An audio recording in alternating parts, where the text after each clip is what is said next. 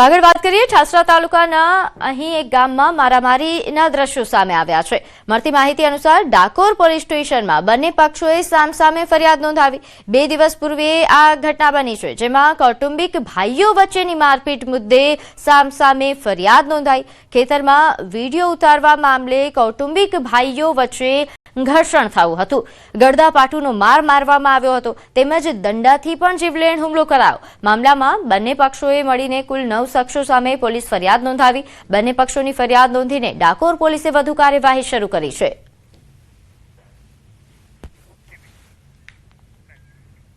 આગળ વાત કરીએ રાજસ્થાનના શ્રીકરમાંથી હૃદય કંપાવી દેનારી ઘટના સામે આવી।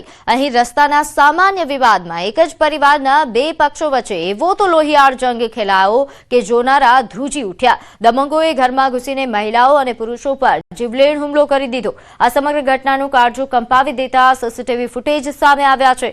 આ ભયાનક દ્રશ્યો જુઓ, કેવી રીતે કાયદો અને વ્યવસ્થાના ધજાગરા ઉડાડીને માથાભારે તત્વો લાકડીઓ અને લોખંડના સળિયા વડે તૂટી પડ્યા છે। આ આખી ઘટના सीकर जिल्लाना सदर पोलीस स्टेशन विस्तारना मंडावरा गामनी छे। आरोप छे के एक पूर्व आयोजित कावतराना भागरूपे કેટલાક શખ્સો લાકડીઓ અને સળિયા લઈને ઘરના પાછળના રસ્તેથી ત્રાટક્યા હતા। આ નરાધમોએ ઘરમાં હાજર મહિલાઓને પણ ન બક્ષે। જ્યારે મહિલાઓ વચ્ચે બચાવ કરવા માટે આવી ત્યારે તેમના પર પણ નિર્દયતાથી હુમલો કર્યો।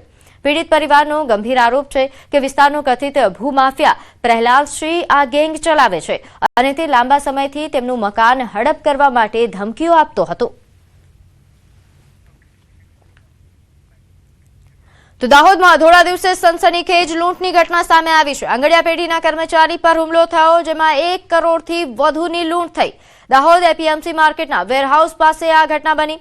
નંબર વગરની 2 પલ્સર બાઇક પર આવેલા 6 લૂંટારુઓ લૂંટ ચલાવીને ફરાર થયા છે। લૂંટ કરીને ભાગતા લૂંટારુઓ સીસીટીવી કેમેરામાં કેદ થયા। ઘટનાથી વિસ્તારમાં ભારે ચકચાર છે। પોલીસ તંત્ર પણ દોડતું થયું છે। ઘટના સ્થળે સ્થાનિક પોલીસ સાથે ડીવાયએસપી, એલસીબી, એસઓજી સહિતની ટીમો પહોંચી આરોપીઓની શોધખોળ અને તપાસનો ધમધમાટ શરૂ કરાયો છે।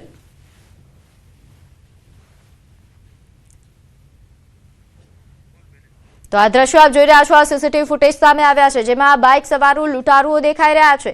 ભાગી રહેલા લૂંટારુઓ સીસીટીવીમાં કેદ થયા છે, જેના આધારે પોલીસે કાર્યવાહી હાથ ધરી છે।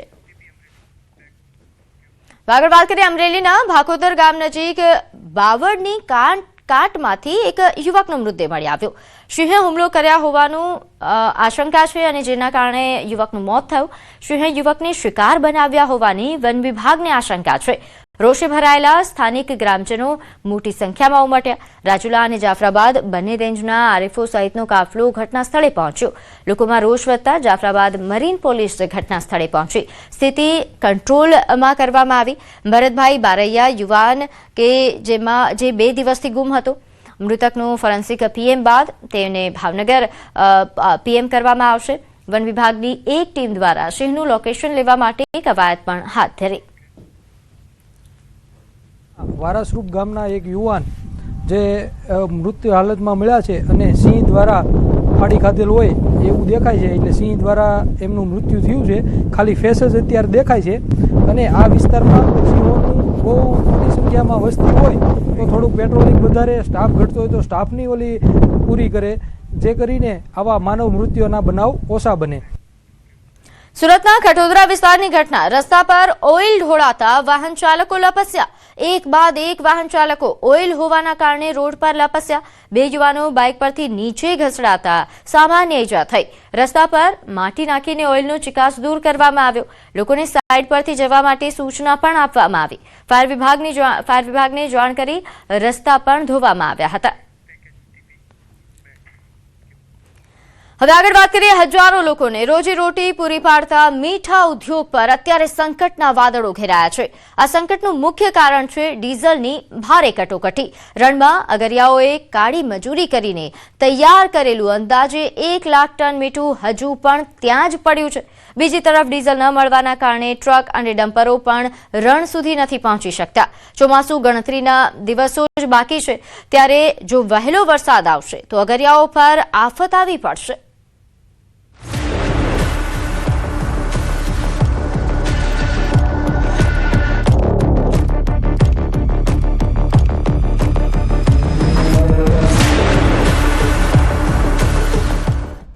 સમગ્ર રાજ્ય અને દેશના રસોડા સુધી મીઠું પૂરું પાડતો ઉદ્યોગ હાલ સંકટમાં ઘેરાયો છે.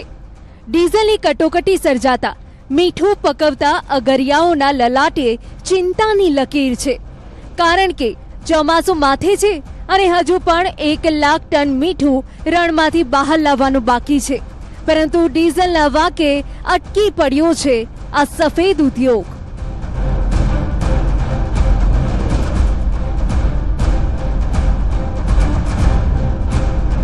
સુરેન્દ્રનગર જિલ્લામાં આવેલા કચ્છના નાના રણના ખારાઘોડા અને ઝીંઝુવાડા અને ધાંગધ્રા સહિતના વિસ્તારોમાં હજારો અગરિયા પરિવારો વર્ષના 8 મહિના રણમાં રહીને કાળી મજૂરી કરે છે અને મીઠું પકવે છે.